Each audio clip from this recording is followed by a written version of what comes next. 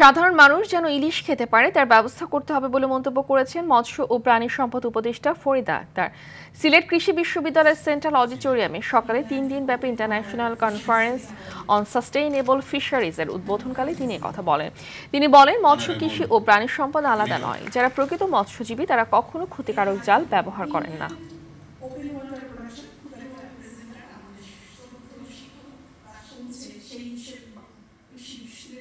সারা বিশ্বে বাংলাদেশিদের একটা পরিচয় ইলিশ মাছ, এবং যদি সেটা শুধু বড় লোকের খাবার হয়ে যায়, সেটা যদি সাধারণ মানুষের পাতে না যায়, তাহলে এটা আমরা কোনো মতে মেনে নিতে পারি না। সাধারণ মানুষের পাতে যেন ইলিশ মাছ যেতে পারে, সেজন্য আমরা চেষ্টা করব এবং সেটা আমরা ব্যবস্থা করব।